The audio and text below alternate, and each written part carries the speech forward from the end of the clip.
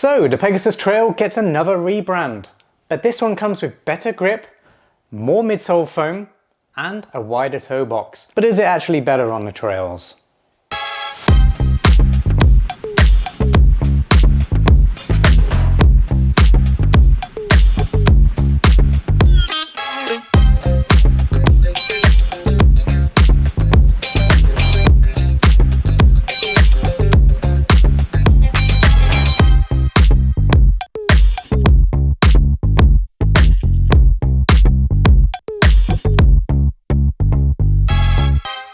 The Pegasus Trail 5, the previous version, confusing I know, was one of my favourite top 3 road to trail hybrid running shoes for a very long time. So I was super excited when Nike announced this one, but releasing it under the ACG banner, which is All Conditions Gear. That's their new rebrand for outdoor and trail running gear, all that kind of stuff sits under this new banner.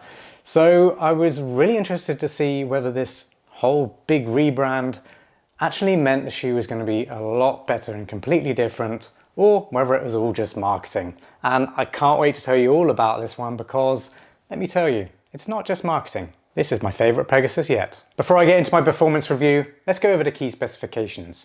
They cost $155. I'll let you know by the end of this review if I believe they're worth that price tag. They weigh 10.1 ounces or 286 grams. That is a little bit lighter than the previous version.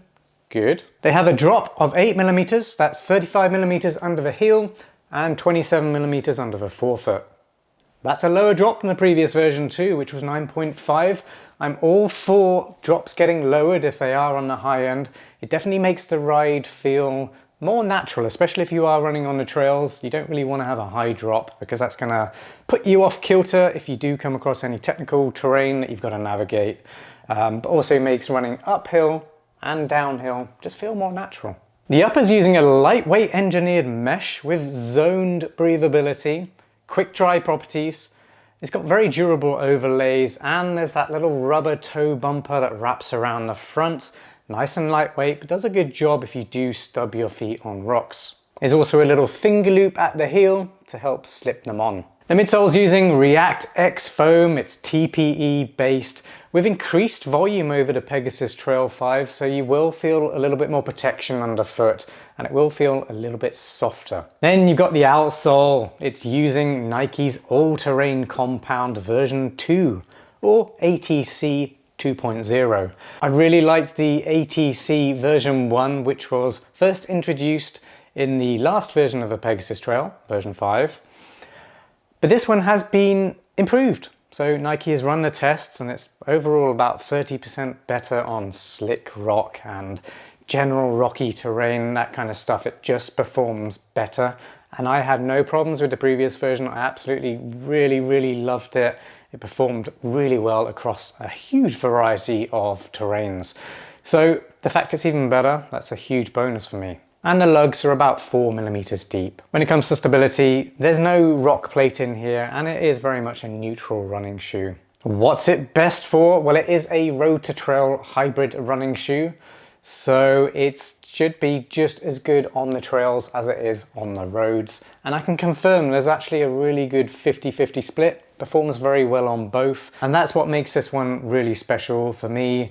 It's the way it's got that balance just right. And they've made the outsole more aggressive now to make it more capable on moderate to slightly technical trails. When it comes to sizing and fit, well, they're very much true to size as long as you follow US sizing. That's what all my advice on sizing is based on.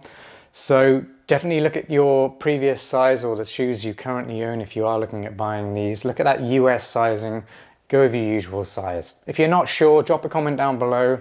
I'll help you convert whatever size you've got and just make sure they're going to fit you right. When compared to the previous version, there is more room in the toe box now, so I really like this improved fit. It's just better to have more space in your toe box when you are running on trails. It allows your toes to wiggle, which basically act as balance stabilizers on the run. But you can also get more power if you are going up hills. And having a little bit of extra room does allow for your feet to swell a bit if it is a hot day or you're going on a long run. That's super important for comfort. Midfoot and heel lockdown are really good as well, so I really do like the fit of this one. I didn't have any trouble with the previous version either. That was just a beautiful upper. Really enjoy running it and just using it as a lifestyle shoe too. And that's exactly the same for this one. It looks really good, so you can use it as an all-day wear shoe. If you're enjoying this review so far, please give the video a like. Really appreciate it when you guys do that. And if you've got any questions at all, and if you've got experience running in the ACG Pegasus Trail, I want to hear it. Drop it in the comments down below. That's really going to help me understand how you've been using it, but also my subscribers, it's going to help them decide whether or not it's going to be the right shoe for them or not. So please put as much information as you can, and that's going to be super helpful. Thank you. And don't forget to subscribe to the channel. Hit that notification bell, and I'll see you on the next review. I'm going to start my performance review by talking about this ATC version 2 rubber compound on the outsole and new lug formation and setup. I'm loving it.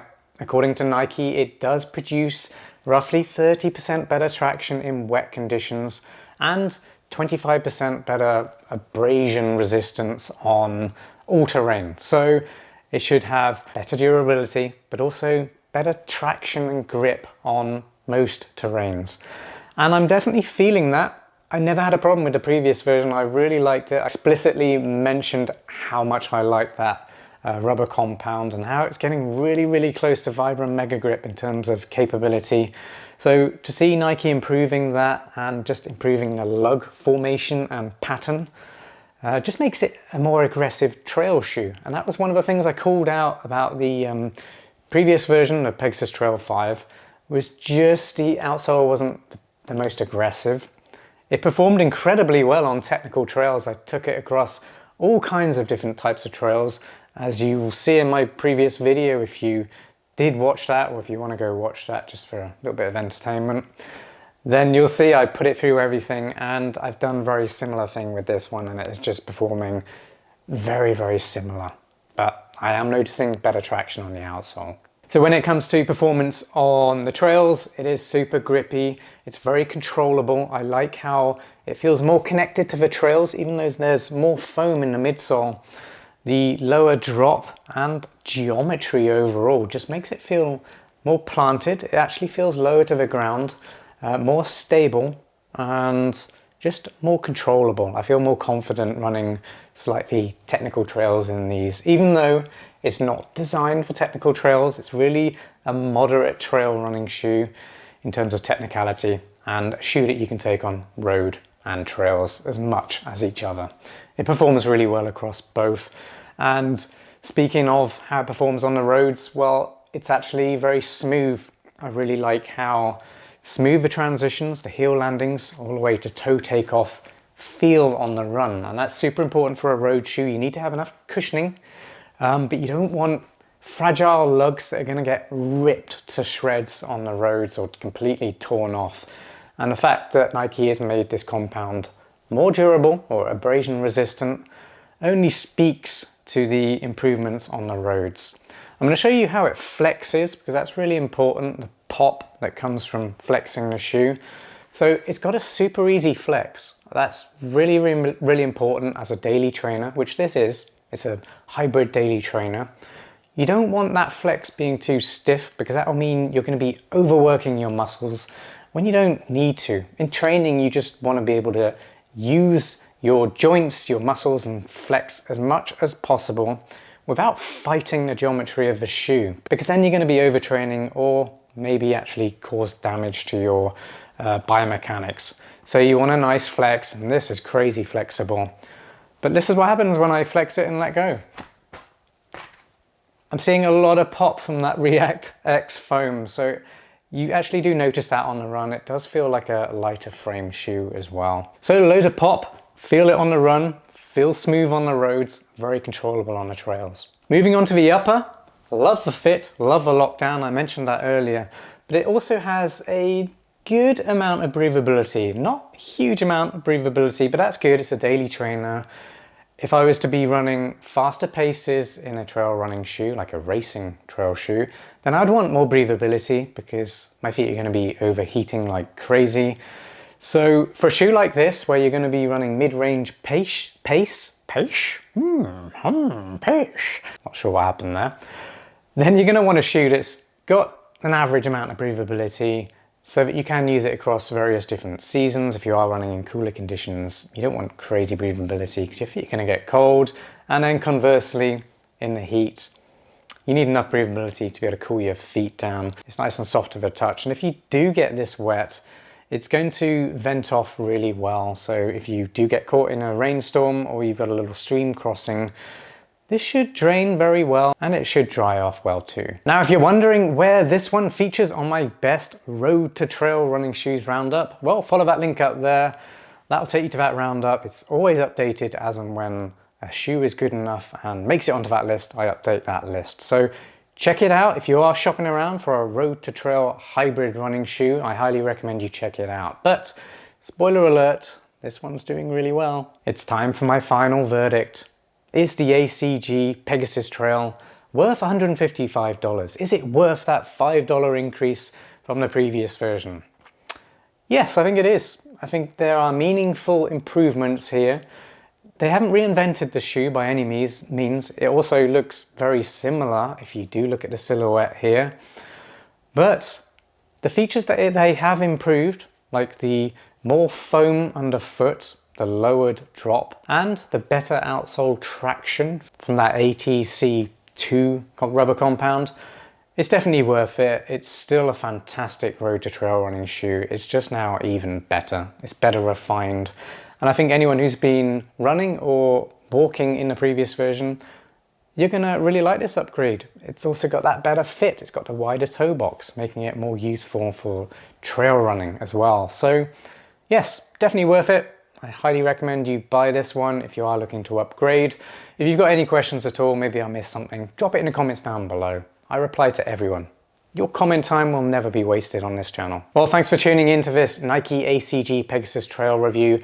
Really hope you enjoyed it. If you did, remember, subscribe to that channel. Lots of running shoe reviews coming out all the time, and I can't wait to share you all that I've been testing and all that's coming up. So, subscribe. Thanks again, I'll see you on the next review. Peace.